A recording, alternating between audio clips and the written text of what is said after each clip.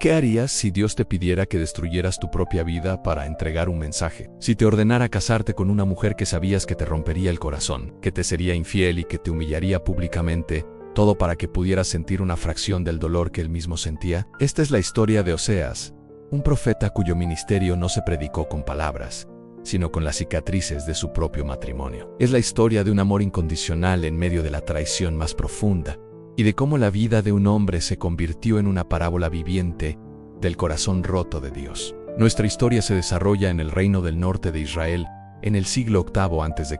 Es una época de prosperidad superficial y de una profunda decadencia espiritual. La nación, bendecida por Dios, ha olvidado por completo a su Redentor. Han llenado la tierra con ídolos de Baal, se han entregado a la inmoralidad de los cultos de la fertilidad y han hecho alianzas políticas con naciones paganas, confiando en su propia fuerza en lugar de en Dios. En la infidelidad espiritual de Israel era total, y Dios necesitaba una manera de hacerles ver la verdadera naturaleza de su traición. Así que eligió a un hombre, un profeta llamado Oseas, y el primer mandato que Dios le dio no fue que predicara un sermón o que escribiera un rollo. Fue una orden que debió sonar como una locura, una instrucción que atacaba el núcleo de la vida personal y la felicidad de un hombre. Dios le dijo a Oseas: «Ve, tómate una mujer fornicaria e hijos de fornicación, porque la tierra fornica apartándose de Jehová». Pensemos en la brutalidad de este mandato. Dios no solo le dice que se case con una mujer que le será infiel en el futuro, le dice que se case con alguien que ya es conocida por su inmoralidad.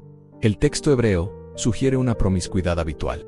Y, no solo eso, le dice que los hijos que nazcan de esta unión serán hijos de fornicación, un recordatorio constante de la infidelidad. Cada fibra del ser de Oseas, como hombre piadoso, debió rebelarse contra esta orden. La ley de Moisés condenaba el adulterio.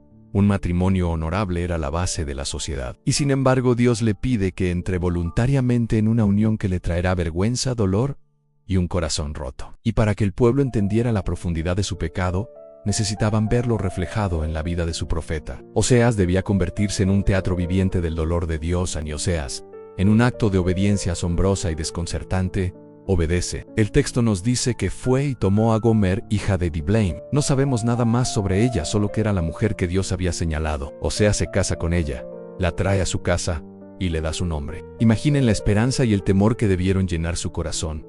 Quizás esperaba que su amor la cambiara, quizás oraba para que la profecía de la infidelidad no se cumpliera. Pronto, Gomer concibe y da a luz a un hijo. Y Dios interviene de nuevo, no para bendecir, sino para nombrar. Le dice a Oseas: «Ponle por nombre Jezreel». Jezreel era un nombre cargado de un terrible significado para Israel. Era el nombre de un valle donde el rey Jehú había cometido una masacre brutal años antes. Al nombrar a su primer hijo así, Dios estaba anunciando que el tiempo del juicio había llegado. Estaba a punto de castigar la casa de Jehú y de quebrar el poder militar de Israel en ese mismo valle. El primer hijo de Oseas fue una profecía de juicio inminente. Pero la vida familiar de Oseas continúa su trágico descenso. Gomer concibe de nuevo y esta vez da a luz a una hija, y el nombre que Dios le ordena ponerle es aún más desgarrador.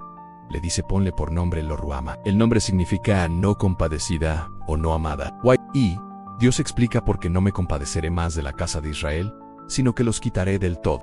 La segunda hija de Oshis fue una declaración de que la paciencia de Dios se había agotado. Su compasión, que una vez fue infinita, ahora estaba siendo retirada. Imaginen a Oseas llamando a su pequeña hija por un nombre que significaba no amada. Cada vez que pronunciaba su nombre, era un eco del rechazo divino. Finalmente, Gomer da a luz a un tercer hijo, otro varón, y el nombre final es el golpe de gracia, la culminación del rechazo. Dios le dice: «Ponle por nombre Lo-ami». Significa no mi pueblo, y la razón es devastadora porque vosotros no sois mi pueblo, ni yo seré vuestro Dios. El pacto se había roto. La relación que había comenzado en el monte Sinaí, cuando Dios declaró: «Vosotros seréis mi pueblo, y yo seré vuestro Dios», ahora estaba siendo anulada. El tercer hijo de Oseas fue un acta de divorcio divino. En este punto, la narrativa personal de Oseas se desvanece por un momento, y su voz profética se eleva, llena del dolor y la ira de Dios. Se lamenta de la falta de verdad, de misericordia y de conocimiento de Dios en la tierra. Describe una nación consumida por el perjurio, la mentira, el homicidio, el hurto y el adulterio. Pero el pecado que más le duele al corazón de Dios es la idolatría,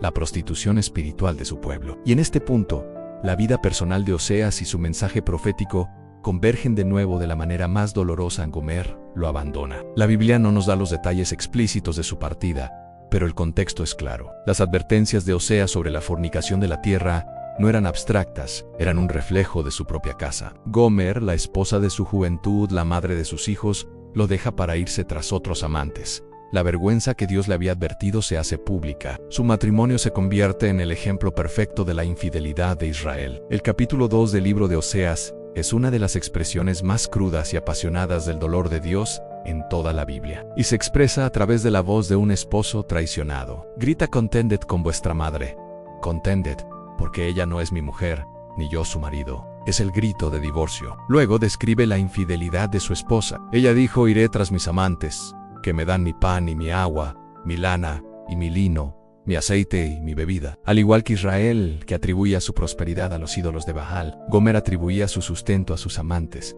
olvidando que era su esposo quien le proveía todo. El dolor del esposo traicionado se convierte en una amenaza de juicio. Le quitará todo, la dejará desnuda y la expondrá a la vergüenza. Pondrá fin a toda su alegría y la castigará por los días en que quemaba incienso a los Baales, adornándose con sus arcillos y sus yoyos, y se iba tras sus amantes, y se olvidó de mí, dice Jehová. Pero justo cuando el juicio parece total y la relación parece irremediablemente rota, el tono del poema cambia de una manera asombrosa. De la ira del juicio pasa la ternura de un amor que se niega a rendirse. Dios, a través del esposo, dice: pero he aquí que yo la atraeré y la llevaré al desierto, y hablaré a su corazón. El desierto, el lugar de los primeros amores entre Dios e Israel después del Éxodo, se convertirá en un nuevo lugar de cortejo, y allí, en el lugar de la soledad, Dios le devolverá sus viñas y convertirá el valle de Ecor, un lugar de problemas y juicio, en una puerta de esperanza. Y la promesa final es de una restauración total. Y te desposaré conmigo para siempre.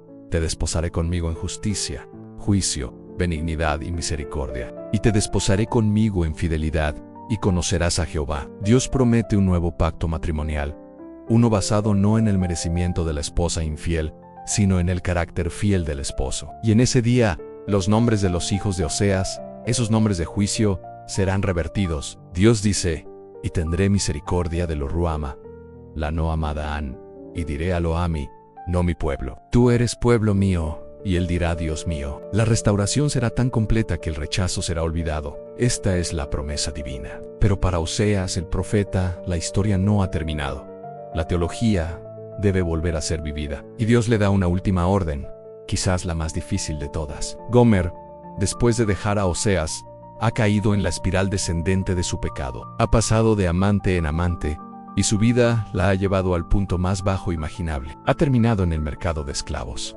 Su libertad, su dignidad, todo se ha perdido. Es una propiedad, a la venta al mejor postor. Y es en este momento de degradación total que Dios le dice a Oseas: ve otra vez, ama a una mujer amada de su compañero, aunque adúltera. Y le da la orden específica de ir y comprarla para sí. Oseas obedece la orden. Va al mercado de esclavos y encuentra a la mujer que una vez compartió su cama, a la madre de sus hijos, ahora exhibida como una mercancía. Y la compra. El texto nos dice: el precio la compré para mí por 15 siclos de plata y un homer y medio de cebada. Pagó el precio completo de un esclavo para redimir a su propia esposa infiel. La trae de vuelta a casa, pero la restauración no es inmediata.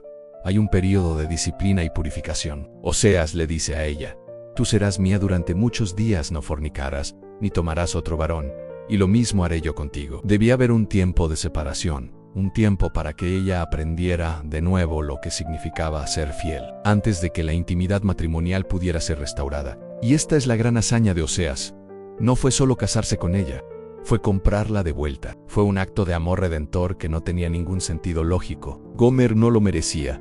No había hecho nada para ganárselo. Oseas la redimió no por lo que ella era, sino por lo que él era. Un esposo fiel cuyo amor era más fuerte que la traición. Y, en ese acto, Oseas se convirtió en la imagen más clara de Dios en todo el Antiguo Testamento. Su vida se convirtió en un evangelio viviente, porque su historia es nuestra historia. Nosotros somos Gomer, la esposa infiel que persigue a los amantes de este mundo, olvidando al que nos da todo. Y Dios es Oseas, el esposo de corazón roto, cuyo amor es tan tenaz y tan incondicional, que nos busca en el mercado de esclavos del pecado y paga el precio para comprarnos de vuelta, no con plata o cebada, sino con la sangre de su propio hijo. La vida de Oshis nos enseña que el pecado no es solo la transgresión de una ley, es la traición de un amor. Y la salvación no es solo el perdón de esa transgresión, es la restauración de una relación. Es el acto de un Dios que, a pesar de nuestro adulterio espiritual, se niega a dejarnos ir y paga un precio infinito para decirnos una vez más: